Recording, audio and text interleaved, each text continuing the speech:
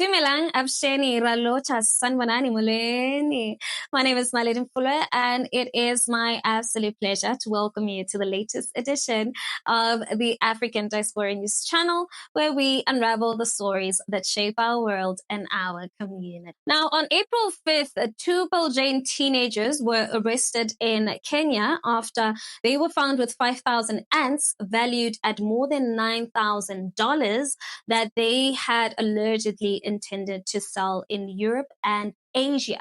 Now, these teens, both 19 years of age, entered Kenya on a tourist visa, but their visit took a very dark turn when they were caught violating Kenya's strict wildlife conservation laws.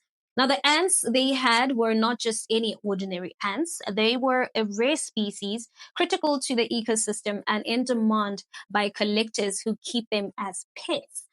Now, the Kenya Wildlife Service has called this case a shift in trafficking trends, noting a disturbing movement away from illegal trade of the iconic animals like elephants, rhinos, to lesser known species like these ants, right?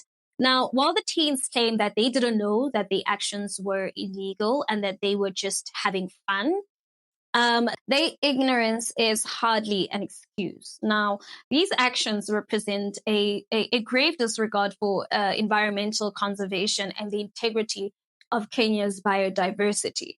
And as the Belgian nationals await sentencing scheduled for May 7th, 2025, the legal and ethical questions surrounding this case are growing, which is, were these simply naive tourists or were they not, right? And as an African, I'm deeply concerned by this case. We have long fought against the trafficking of body parts from large, iconic animals like elephants and rhinos. But this new wave of trafficking, which is targeting smaller, lesser known species, shows how far the folks will actually go to exploit our continent's resources for profit. And Kenya's commitment to preserving its wildlife is quite critical to note because we must not let this kind of behavior go unchecked. Whether it's elephants, it's rhinos, or these ants, trafficking any species from Africa must be treated with the utmost seriousness.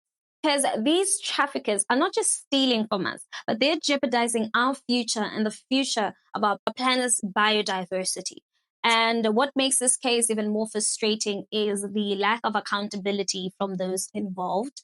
While the two Belgian teenagers have expressed remorse and claimed ignorance, one has to ask, how many more are out there? Trafficking animals under the radar and exploiting Africa's wildlife with impunity. And why are we as Africans allowing our resources to be so casually plundered by outsiders?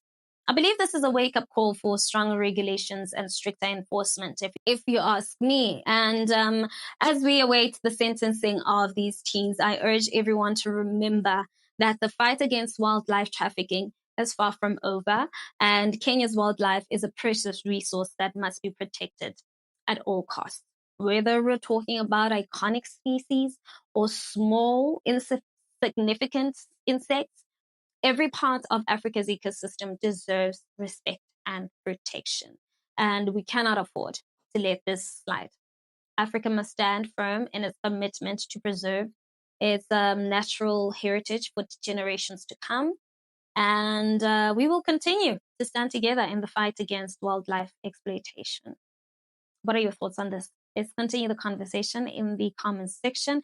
And while you're at it, please don't forget to give this video a thumbs up. That's it from me. Till we meet again, it is